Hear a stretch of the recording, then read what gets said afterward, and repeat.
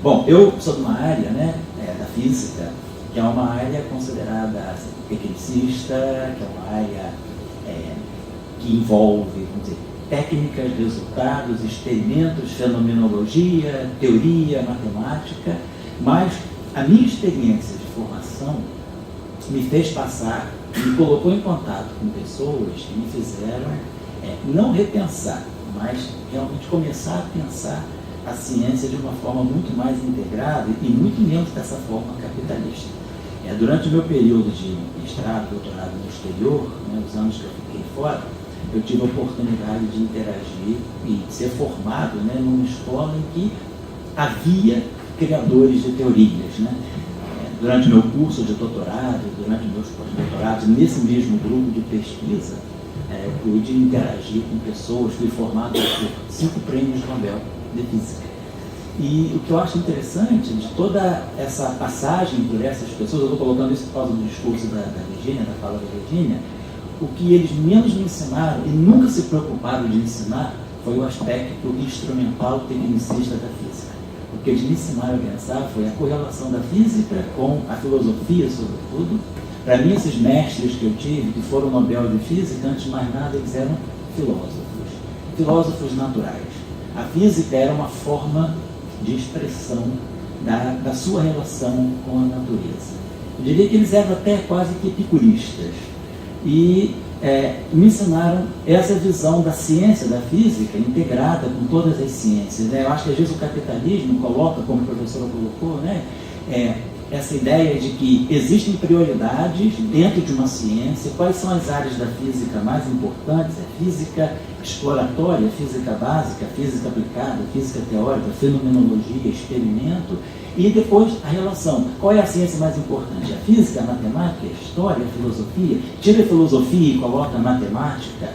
Isso tudo é um grande desconhecimento, é uma forma de expressão de um grande desconhecimento do que é a ciência. Quando eu coloco ciência, não estou falando de ciências da natureza, estou falando de ciências como forma de conhecimento sistematizado. Inclusive as artes estão dentro dessa ciência, que é uma visão de mundo sistematizada. Então, eu acho que é muito importante, eu acho que o problema que nós estamos vivendo hoje, na física sobretudo, né, existe uma grande divisão de prioridades para financiamentos e muitas vezes a gente capitula diante da oferta de dinheiro, né, buscando áreas que sejam mais, que encontrem mais financiamento, áreas que concedam mais bolsas. E eu acho que é um problema a gente entrar um pouco nesse, assim, passar por esse discurso, né, de se deixar levar pelo dinheiro. Eu acho que a ciência, eu entendi isso, né, durante a formação, com pessoas que mudaram a física. Eu estou falando de pessoas que eu aprendi a respeitar, elas me fizeram pensar. Se elas estavam dizendo aquilo, eu tinha que pensar. Quer dizer, colocando em termos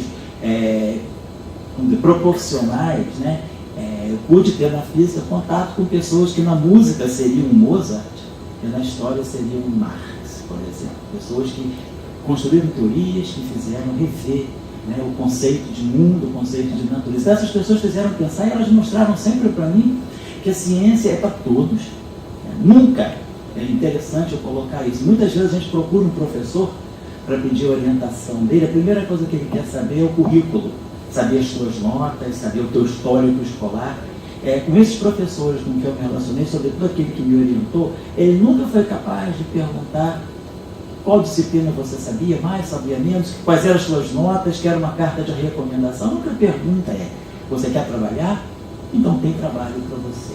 Eu acho que isso aí me ensinou muito, porque quebrou esse rito da ciência, né, dessa ciência elitista, de vamos trabalhar com os melhores, vamos fazer uma Olimpíada para caçar os melhores, né? Eu, pelo menos, com os estudantes que trabalham comigo na pré-iniciação científica, nos projetos para o PROVOC, eu sou bastante avesso a que participem de Olimpíadas, né, que buscam a competitividade individual. Eu gosto sempre de trabalhar, a ciência é cooperativa.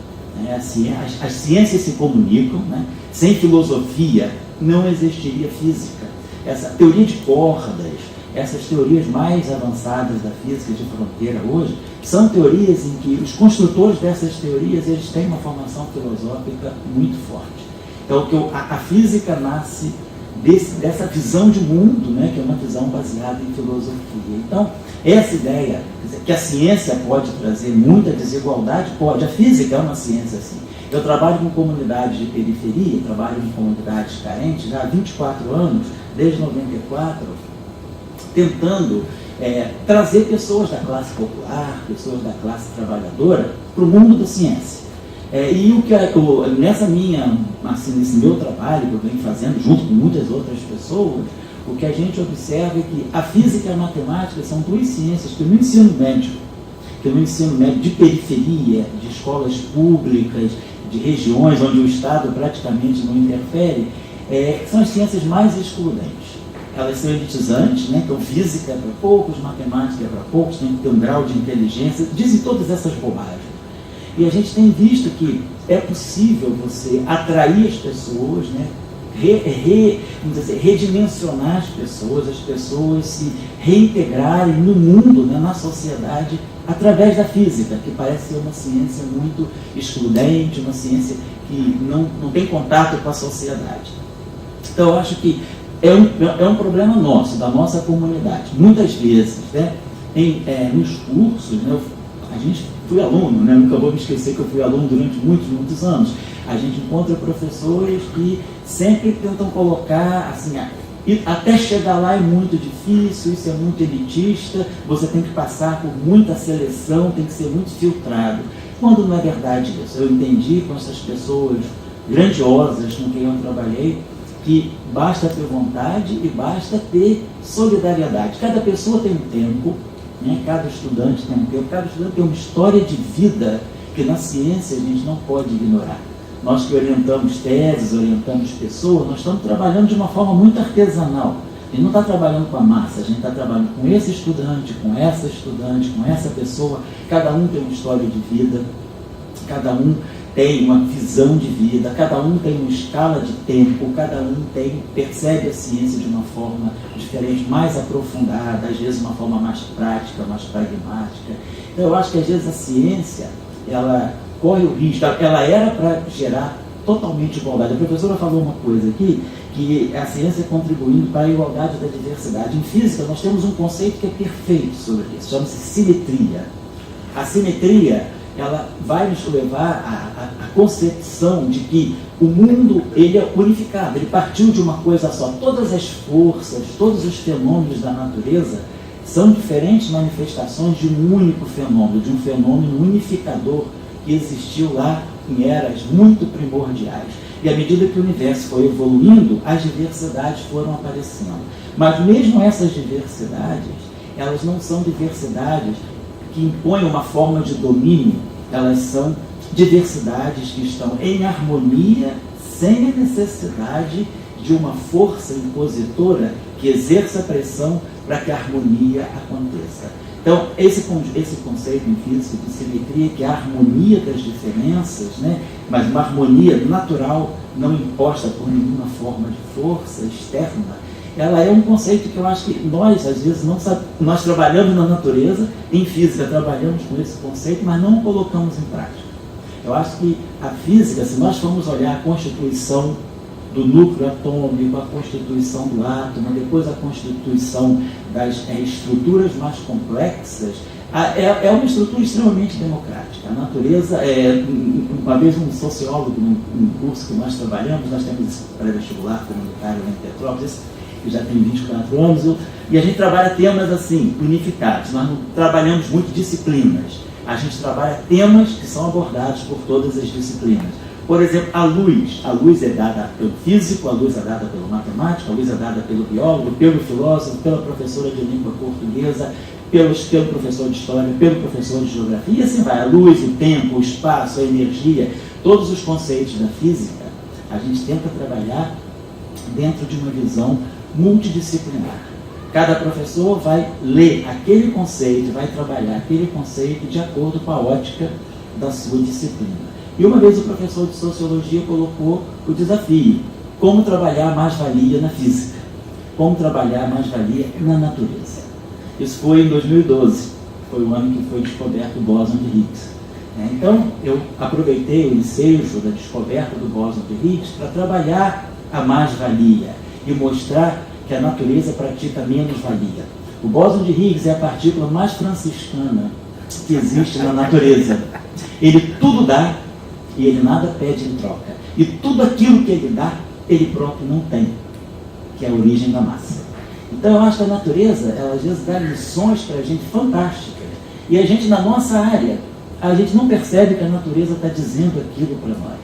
Nós colocamos, talvez, a nossa vaidade, a vontade de ter poder, de exercer poder de alguma forma, o poder pelo conhecimento, acima de tudo, acima da própria natureza, que está ali nos dizendo, olha, a gente forma um átomo dessa maneira. O elétron, que é um ninguém, perto do próton, ele é fundamental. Se não fosse ele, não teria o átomo, e assim vai.